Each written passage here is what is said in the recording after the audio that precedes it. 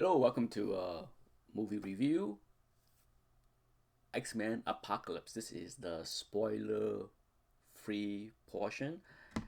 I will give a quick spoiler free review and then I will give a warning and talk with plenty of spoilers, okay? So be warned that for now it is non spoiler. Okay, X-Men Apocalypse. Before the movie came out, certainly I had a lot of concern about the look of Apocalypse. Um, but it was not a big deal. Nonetheless, I was not thrilled with the way he looked in the movie. But that's not what's not good about the movie. Uh, his appearance is not great, but there's a lot of other issues with the movie than the way Apocalypse look. Um, I don't think I have high expectation for the movie. I did not, unlike Batman vs Superman or Captain America Civil War, I did not have a huge expectation for this movie because we have seen Bryan Singer work. Uh, to me, it's okay. I'm not a humongous fan of many other X-Men movies, unlike a lot of people that thought X-Men First Class was great or the first X-Men movie was awesome or Days of Future Past was fantastic. They're all okay for me. It's the kind of movie that I see once and I don't care to go see again and don't care to own the DVD and don't care to watch on cable. Okay, that's how I feel about most X-Men movie, if not all of them. Even though I'm a big X-Men fan in comic books. Um, so this movie, my expectation was not super high. I definitely look forward to see it. And leaving the movie theater, I was okay. Once again, I think my tepid expectation, uh, my feeling was not hurt. I walked out. I walked out of the movie feeling okay. That it was a well spent 2 hour plus, and I enjoyed the movie. There's a ton of problems with the movie for me, and a lot of it is may fall into the nitpick category, but there are a lot of them. And I would discuss more about them in the spoiler portion of the review shortly. But uh, the overall premise of the story was okay. How all the dots ties in together was a lot of problem for me. I think the plot holes was pretty big, much bigger than Days of Future Past. I would say that I put Days of Future Past ahead of this movie. It would be hard for me to rank this movie, but I give it a 7 out of 10. Um, Overall, the casting was okay. Would I prefer a different actor for Apocalypse? I don't think Isaac, the actor, the same actor that was in the Star Wars: The Force Awakens movie, Poe, I think that's his name. Isaac, I can't remember what his last name, but I think his a lot of time the way an actor shine is through the physicality of the role, his face reaction. But with all that makeup and all that stuff, you really, you know, because Apocalypse is heavily in makeup and the voice is digitized.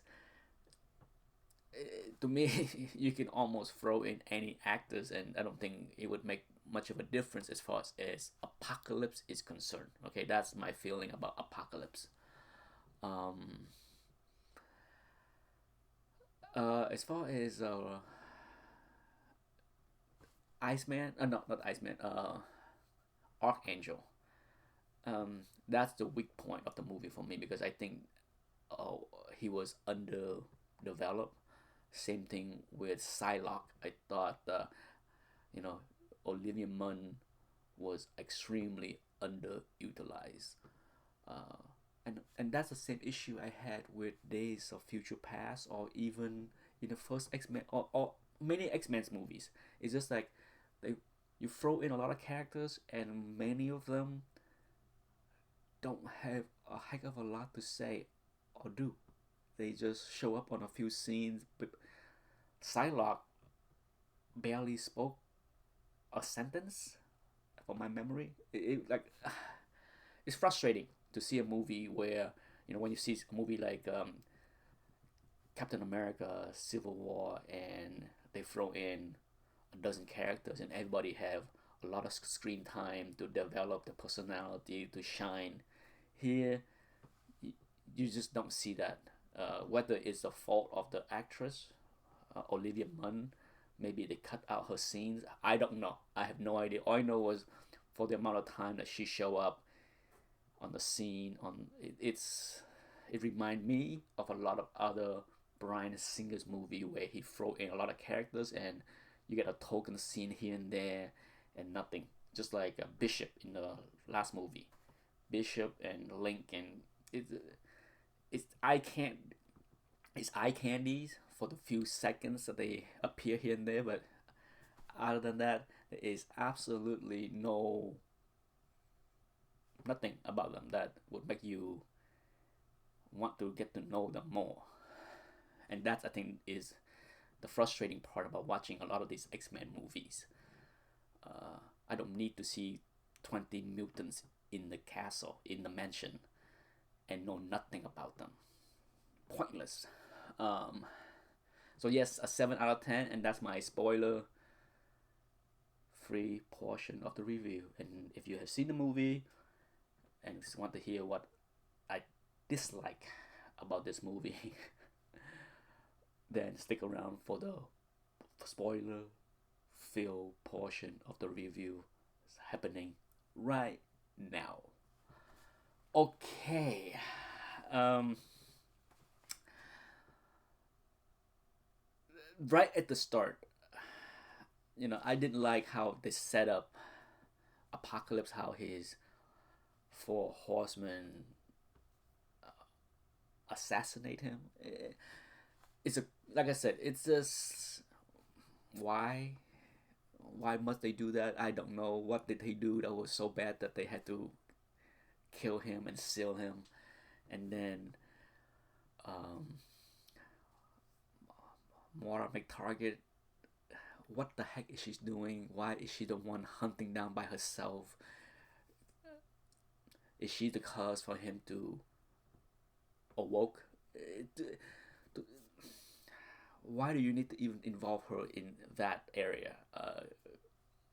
To me, it would have been better off to have the people, the believer, the people that want to uh, awake Apocalypse to search for him, dig him up, and Mora has nothing to do with him and the accidental light, all that stuff for him to be revived. All that's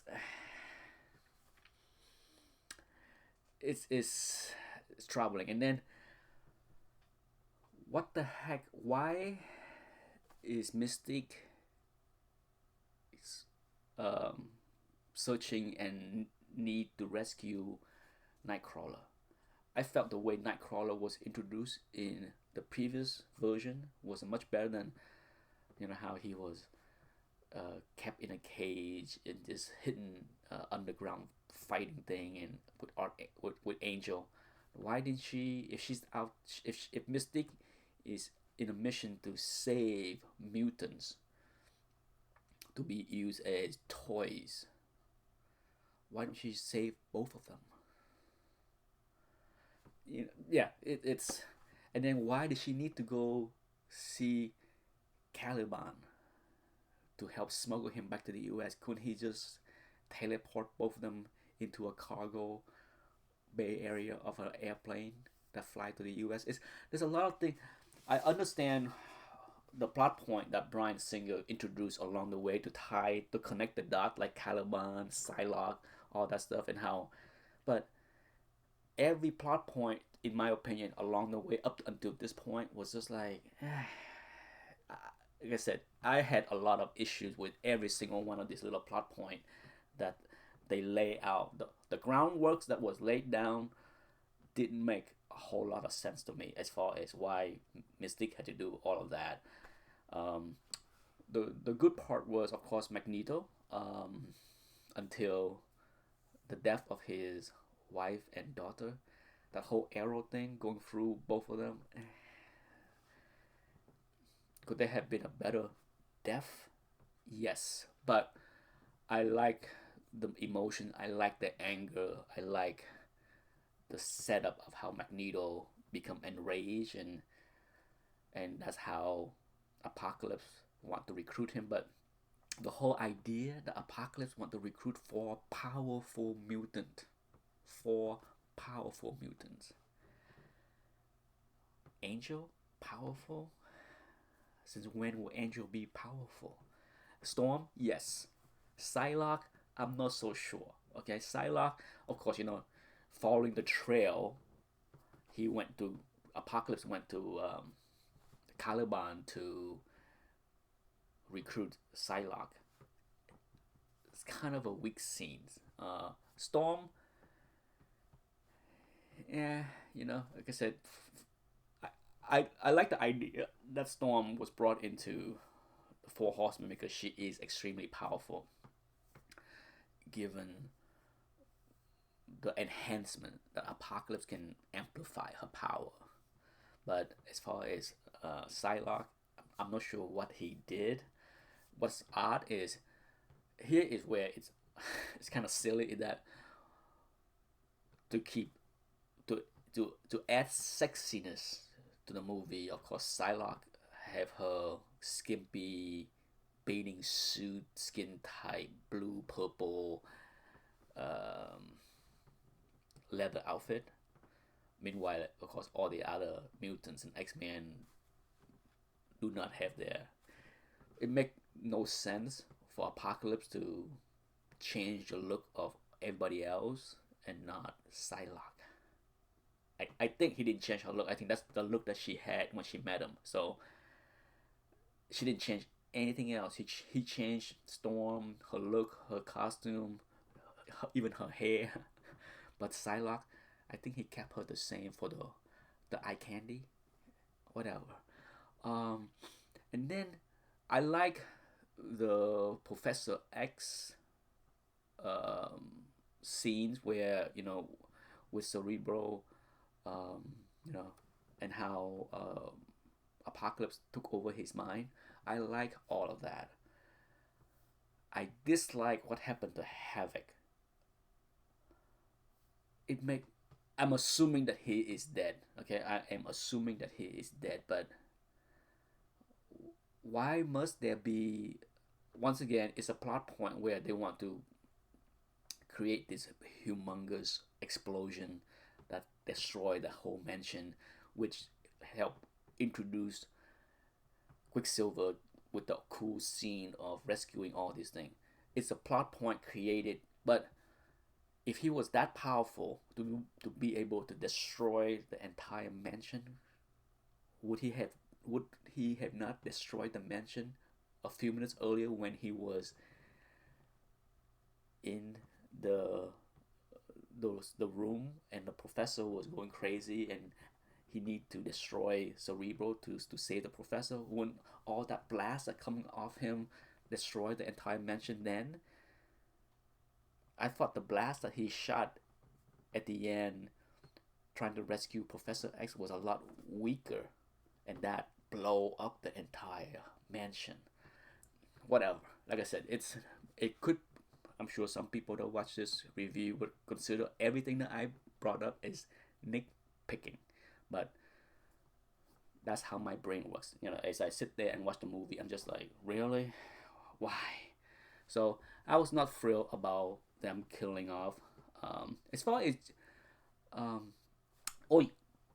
and on top of that, when Cyclops returned to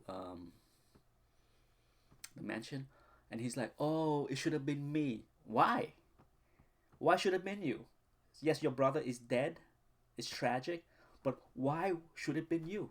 Why? It's a stupid line. Okay, stupid line. It just I cringe when I heard that. Oh, it should have been me. What? What? There's a lot of other reason, but no, it should have been you. It shouldn't been him either. Okay. Um, but I can go on with too many problem with the movie, but as far as you know the action is okay. I enjoy the action. Tons of CGI. Of course, Magneto is trying to destroy the Earth with the magnetic field. I'm guessing it's a lot of stuff going on with him doing his own thing. Meanwhile, the other three horsemen and Apocalypse is fighting the rest of the X-Men. I did enjoy the psychological battle that the Professor X went through with Apocalypse. That was cool to see. Um, I don't get why Quicksilver did not tell Magneto that he is his son. If there is any reason for Magneto to turn from being of one of the four horsemen into helping the X-Men defeat Apocalypse, would be that, because here is the reason why he's doing all of it, because he lost everything. He thought he has lost all his family and he has nothing but anger and vengeance. Would it have been better off for him to find out that he has a son and turn? That's just me. I was very annoyed at that whole. I'm gonna keep that secret, and we're gonna keep that for a while. What for? What for? What is the reason to not mention that you're my father? Good God, good God. Um, and then Psylocke, like I said, she shows up. She look all sexy. She does her little fight, and then she disappear. Whatever. She, unlike Storm, who want to stick around. In all honesty, I don't even remember what happened to um, Archangel. For those that remember what happened to Archangel, let me know, because I just remember when the battle is over, um, they show Psylocke kind of like, you know, scurry away in the debris behind and disappear. But I have no recollection of what happened to Archangel.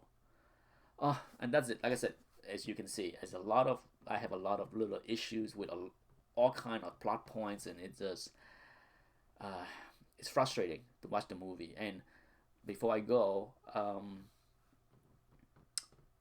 Jean Grey and Cyclops, I'm okay with the casting. Neither one of the actors wow me.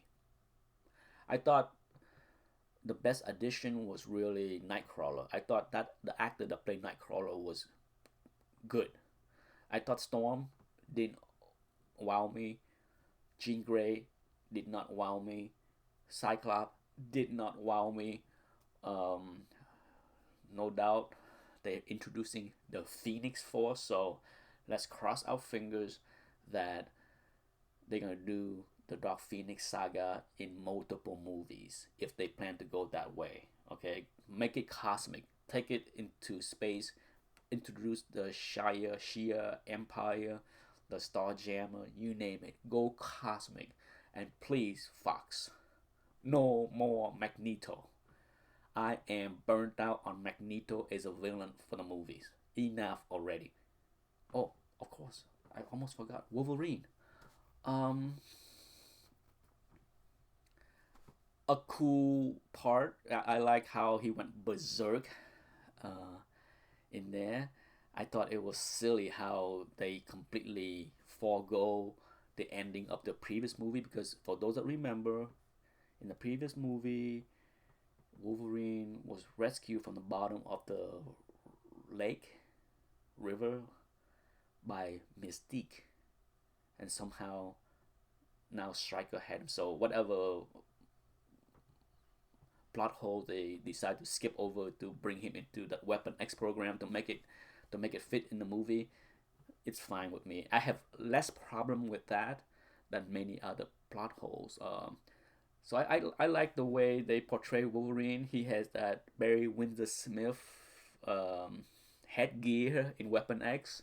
He went completely crazy, killing a dozen guards.